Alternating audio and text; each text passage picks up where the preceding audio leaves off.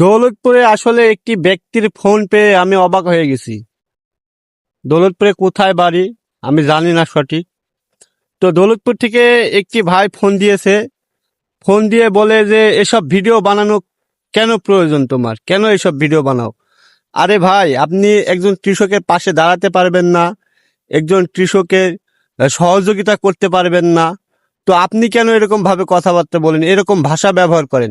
বা সম্প্রতি আপনারা জানেন যে আমি কয়েকদিন আগে 3 থেকে 4 দিন আগে একটি ভিডিও বানিয়েছিলাম। আপনারা জানেন যে দৌলতপুর 12 নং বলিয়া ইউনিয়নের শিয়ালা এবং নাটনাপাড়া গোয়ালগ্রাম এবং বলিয়া মাঠ রয়েছে, এইরকম মাঠ রয়েছে। তো এই মাঠের একটি ভিডিও বানিয়েছিলাম, আপনারা জানেন।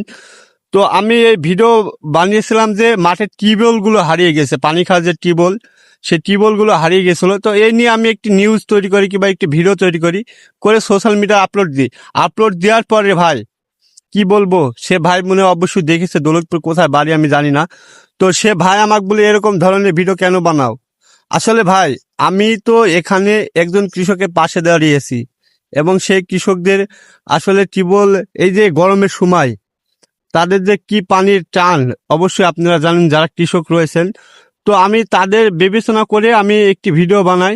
তো আসলে কেউ তাদের টিউবওয়েলটা উপহার দেয় পানি খাওয়ার জন্য, অনেক প্রবাসী আছে, অনেক ভাই আছে, তারা কিন্তু অবশ্যই একজন কৃষককে কিন্তু সম্মান এবং তাদেরকে সম্মান দেখিয়ে কিন্তু অনেকে কিন্তু টিউবওয়েল উপহার দিবে এবং তাদের পাশে এসে দাঁড়াবে। তো দৌলতপুরে এক ভাই কিন্তু আমাকে হুমকি দেয় মোবাইলের মাধ্যমে হুমকি দেয়, আসলে এসব ভিডিও বানাও কেন?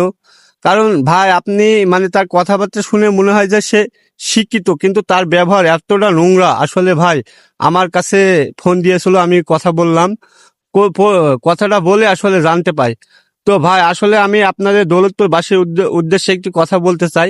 আসলে কৃষকের পাশে আপনারা অবশ্যই দাঁড়াবেন, কিন্তু দাঁড়াতে না পারলে হুমকি দেখাবেন না, হুমকিমূলক কোনো কথা এবং এমন কথা বলবেন না যে একজন কৃষক যার দ্বারা উপকার পায়, আপনার সে হুমকির মাধ্যমে কিংবা আপনার কথা বলার মাধ্যমে সে কৃষকটা সে উপকারটা যেন না পায়, বঞ্চিত না হয় সে উপকার থেকে।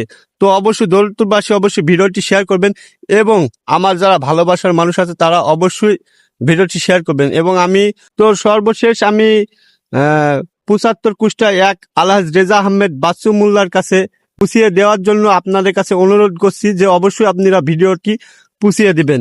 কারণ আপনাদের শেয়ারের মাধ্যমে আলহাজ রেজা আহমেদ বাচ্চু মোল্লা অবশ্যই ভিডিওটি দেখবেন, দেখার পরে অবশ্যই শিয়ালা বলিয়া এবং গোয়ালগ্রাম ও নাটনাপাড়া যে মাঠের টিউবওয়েলগুলো হারিয়ে গিয়েছে